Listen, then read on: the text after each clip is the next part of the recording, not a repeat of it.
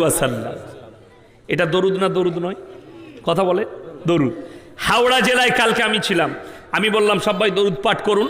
আল্লাহুম্মা সাল্লি আলা মুহাম্মাদিন ওয়া আলা আলি মুহাম্মাদ কামা সাল্লাইতা আলা ইব্রাহিম ওয়া আলা আলি ইব্রাহিম ইন্নাকা হামিদুম মাজিদ। আল্লাহুম্মা বারিক আলা মুহাম্মাদিন ওয়া আলা আলি মুহাম্মাদ কামা বারাকতা আলা ইব্রাহিম ওয়া আলা আলি ইব্রাহিম ইন্নাকা হামিদুম মাজিদ। আমার সঙ্গে খালি ইমাম সাহেব পড়ল আর দু চারজন মৌলবি পড়ল, বাকি একজনাও পড়েনি। আমি তো বহর মেপে নিলাম। কেন? জীবনে তো নামাজ পড়ে না, নামাজ পড়লে তো এই দরুদটা মুখস্থ থাকবে, ঠিক কি না? কথা বলে। তারা কি মুখস্থ করেছে?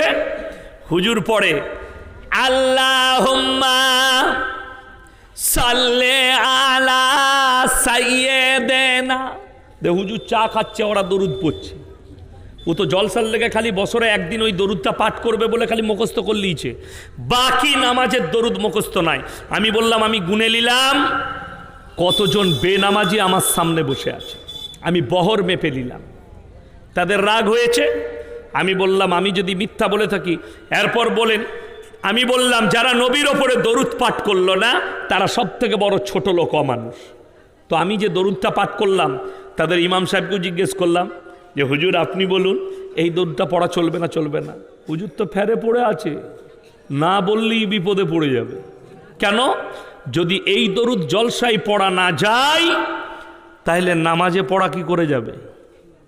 নামাজে যখন এই দরুদ পাঠ করা যায়, জলসায় পড়লে অসুবিধা কোথায়? আসল কথা শুনেলেন, দিমাকের দোষ। নামাজ পড় বা না পড়, রোজা রাখ বা না রাখ, অবশ্যই আমরা তোদের জন্য জান্নাত রেডি করেছি। আমি 5টা দলিল দেবো, এরপর কোরআনে যাচ্ছি। কটা বললাম? 5টা দলিল আমার বাপের নয়, কোনো বড় মৌলবীর নয়, 5 জন পাইগাম্বারের দলিল দেবো আল্লাহর কৃপায় কোরআন থেকে, যে তারা ব্যর্থ হয়েছে। 1 নম্বরই আমার নবী, বিশ্ব নবী জানাবে মুহাম্মাদুর রাসূলুল্লাহ, সকলে বলুন সাল্লাল্লাহু আলাইহি সাল্লাম। এই সাল্লাল্লাহু আলাইহি সাল্লাম এটা দরুদ না দরুদ নয়? দরুদ। এর মানে কি? আল্লাহ তুমি রসুলের ওপরে রহমত বর্ষিত করো। গুটকা খোরা জিলাপিকে জিজ্ঞেস করো, বলবে এরা নবীর ওপরে দরুদ পাঠ করে না। বলে না? বলে না? কথা বলে। আপনি খোঁজ নিবেন, বলছে জলসাই বলছে আমাদের বিরুদ্ধে, এরা দরুদ পাঠ করে না রসুলের ওপরে। আমি বলে দিই, আমরা যখন হাদিস পড়াই, প্রত্যেক হাদিসের শেষে আমরা বলি সাল্লাল্লাহু আলাইহি ক্বালা রাসূলুল্লাহি সাল্লাল্লাহু আলাইহি সাল্লাম, ক্বালা রাসূলুল্লাহি সাল্লাল্লাহু আলাইহি সাল্লাম। জিজ্ঞেস করো যিনারা কিতাব পড়াই তাদেরকে, যারা হাদিস পড়াই তাদেরকে, মুহাদ্দিস থেকে জিজ্ঞেস করুন, আপনি বুঝতে পারবেন। চলুন, 1 নম্বরই রসুল সাল্লাল্লাহু আলাইহি সাল্লাম, তিনার কাছে খবর এলো, বুখারী শরীফের রিওয়ায়েতে আছে, আপনার চাচা যান মারা যাবে, অসুস্থ, তিনি মরণাপন্ন অবস্থায় আছেন। নবীজি গেলেন চাচার বাড়িতে, চাচা দুনিয়া থেকে বিদায় নেবেন, খুব অসুস্থ। এমন অবস্থায় চাচা যানকে বলছেন, চাচা একবার খালি কলমাটা পড়ে নিন, আমি আল্লাহর কাছে আপনার জন্য কেঁদে কেঁদে ক্ষমা চাইব। নবীজি চাচা উত্তর দিলেন। কাকে? আল্লাহর হাবিবকে উত্তর করছেন, হে আমার ভাইপো, আমি যদি বার্ধক্যে কলমা পড়ি, লোকে বলবে মৃত্যু ভয়ে কলমা পড়েছে, তাই আমি কলমা পড়তে পারবো না। নবীজি নিজের চাচাকে কলমা পড়াতে পারলেন না। এখানে খালি ডিফারেন্স করবেন, ডিবেটটা দেখলেন কোথায়? একজন খেজুরের হুজুর নয়, খেজুর গুটকাখোর জিলাপি হুজুর, আর ইয়াসিনের ডিবেটটা আপনারা করবেন আজকে।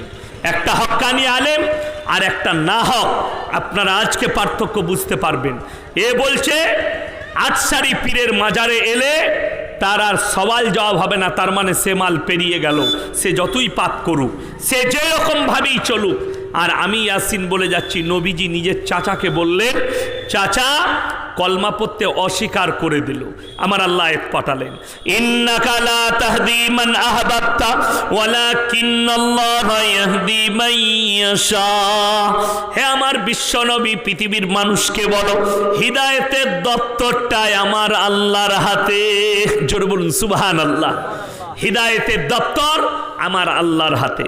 আমার ইচ্ছা নেই, তাই তোমার চাচা কলমা পড়তে পারবে না। নবীজির চোখে পানি, নবীজি ব্যর্থ নিজের চাচাকে কলমা পড়াতে। আল্লাহ বললে আমার ইচ্ছা নেই। নবীজি চাচা যান দুনিয়া থেকে বিদায় নিলেন, শুনেলেন। এরপরে নবীজি সাল্লাল্লাহু আলাইহি সাল্লাম আল্লাহর কাছে কাঁদতে লাগলেন, ওগো আল্লাহ, তুমি আমাকে যতদিন না নিষেধ করছো, আমি আমার চাচার জন্য তোমার কাছে কেঁদে কেঁদে ক্ষমা চাইব। আমার আল্লাহ রাব্বুল আলামিন সঙ্গে সঙ্গে আয়াত পাঠালেন, মা কানা লিন-নাবিয়্যি ওয়াল্লাযীনা আমানু আইয়াস্তাগফিরু লিল মুশরিকিন ওয়ালাউ কানু উলি কুরবা।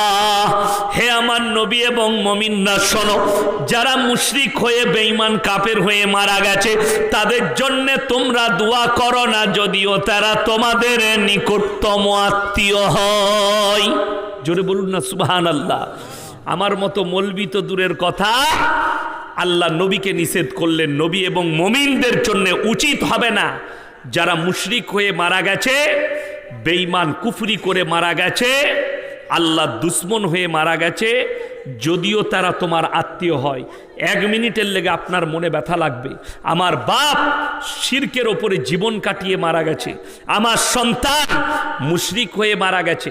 ওই জন্যে কালকের জলসায় বলেছি, এই পজিশন যে জায়গায় দাঁড়িয়ে আছে, তোমাদের সালমান খান, ইয়ং ছেলেরা শুনে লাও, যুবকরা যারা সালমানকে ভালোবাসো, সালমানের ফিল্ম দেখো, সে যদি এই বর্তমান যুগে মারা যায় তার লেগে আর দোয়া করা যাবে না। যদি বলেন কেন, বর্তমান সময়ে সালমান এবং সালমান খানের পরিবার হচ্ছে মুশরিক। যদি বলেন দলিল, ইউটিউব আর ফেসবুক এক্ষুনি খুলেন, তার বাড়িতে গণেশের পুজো হয়, সে গণেশের উপাসনা করে। আমার কাছে দলিল আছে, দলিল হচ্ছে মোবাইল আর ফেসবুক। সেই অনুষ্ঠানে যোগদান করেছে শাহরুখ খান, সেও মুশরিক।